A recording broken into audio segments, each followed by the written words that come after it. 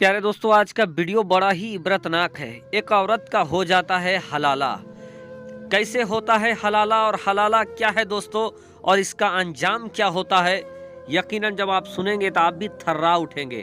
प्यारे दोस्तों, कैसे एक मौलवी ने किया एक औरत का हलाला और फिर हलाला के आड़ में उसके साथ हो गया बड़ा जुल्म, बड़ा बर्बरियत। दोस्तों, आज का वीडियो आपको सोचने पर मजबूर कर देगा कि जिस तरीके से हम अपने बच्चों को दुनियावी तालीम दे रहे हैं और दीनी तालीम से उन्हें मरहूम कर रहे हैं, महरूम रख रहे हैं, ऐसे में दोस्तों उनके ज़िंदगी में क्या असर होता है, और जब शरीयत की बात आ जाती है तो फिर हमारी ज़िंदगी कैसे तबाह होने लगती है। यकीनन दोस्तों, जो उलमाए कराम, जो सच्चे उलमाए कराम हैं, वो शरीयत की तमाम बातों से पूरी दुनिया और मुसलमानों को रूबरू कराते हैं, उन्हें बताते हैं। लेकिन उन्हीं उलमाए कराम में कुछ ऐसे फर्जी लोग भी मौजूद हैं जो हलाला के आड़ में गलत काम करते हैं, और इसी तरीके का गलत काम का एक वीडियो सनसनीखेज तरीके से वायरल है पाकिस्तान का। प्यारे दोस्तों,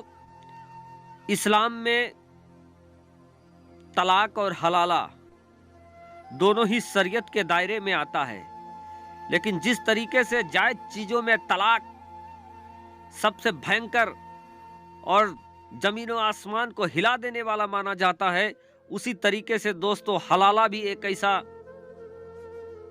चीज है जो जमीर तक को हिलाकर रख देता है, और जो गलती करते हैं उसको जिंदगी ये याद रखता है कि इस गलती का क्या अंजाम हो सकता है।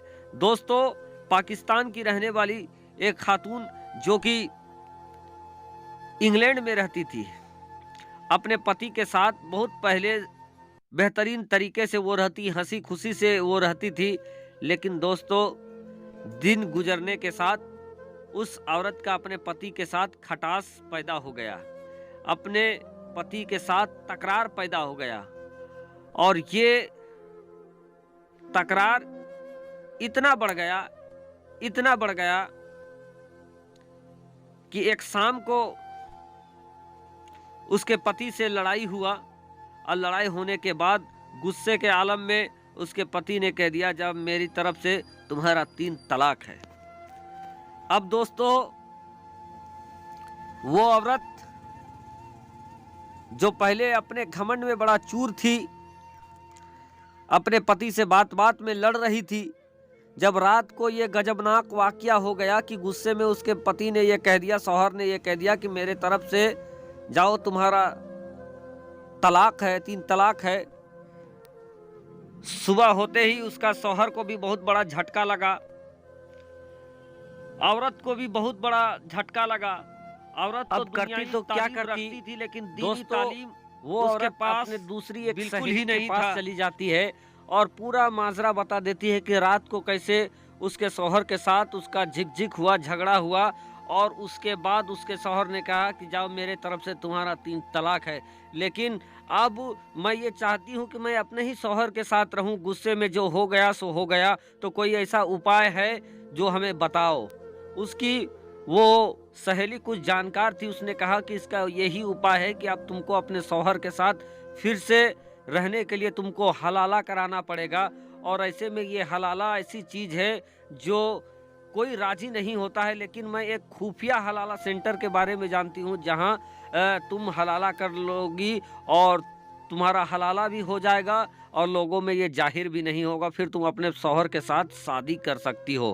पहले वो औरत फिर अपने शौहर के पास जाती है और अपने शौहर को ये कहती है कि अब तो मैं आपके साथ नहीं रह सकती हूँ, चूँकि आपने मुझे बोला है कि मेरे तरफ से 3 तलाक है।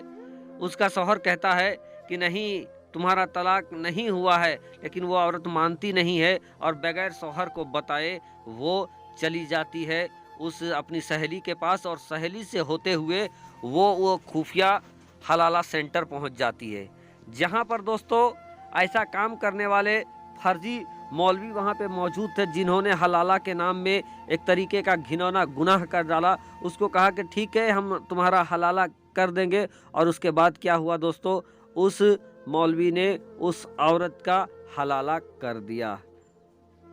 अब दोस्तों, औरत चूंकि उतना जानकार नहीं थी, उसने मौलवी साहब से पूछा कि क्या मेरा हलाला हो गया है। वो चूंकि वो फर्जी मौलवी था, हलाला सेंटर की आड़ में गुनाह का काम करता था, उसने ये कहा कि नहीं नहीं, अभी तुम्हारा हलाला सही तरीके से नहीं हुआ है, तुझे फिर से एक और मर्द के साथ हलाला करना पड़ेगा। और वो क्या करता है, पैसे लेकर उस औरत को दूसरे मर्द के पास हलाला के लिए भेज देता है। और दोस्तों इसी तरीके के वो कई बार कई अलग अलग मर्दों के पास उस औरत को भेजता है।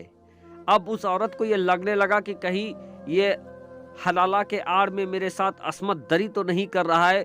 वो चीखता चिल्लाता है और उस औरत मौलवी के ऊपर वो कहती है कि तुम ये कह रहे हो, क्या ये सही है?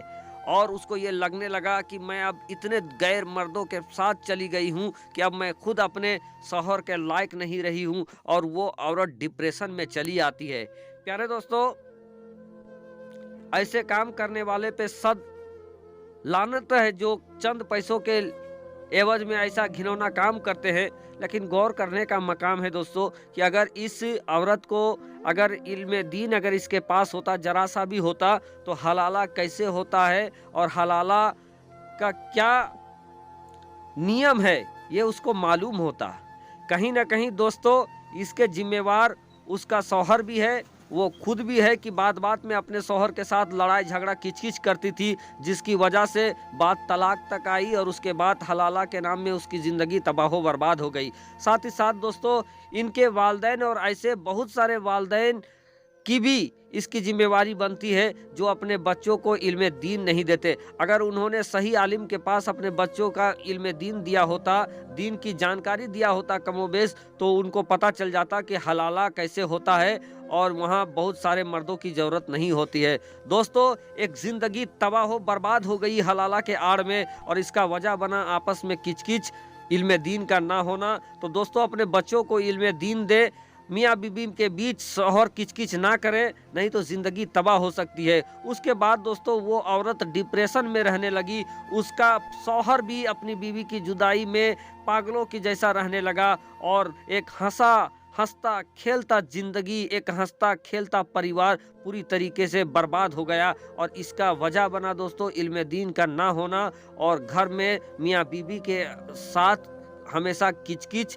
खिचकिच होना, लड़ाई झगड़ा होना। तो आप भी अगर आपके घर में भी मियाँ बीबी के बीच ऐसा खिचकिच लड़ाई झगड़ा होता है तो आप बाज आए, नहीं तो बरकत भी ख़त्म हो जाएगा, इज्जत भी ख़त्म हो जाएगा, शोहरत भी ख़त्म हो जाएगा। शुक्रिया, आदाब दोस्तों। कमेंट करें क्या राय है आपकी।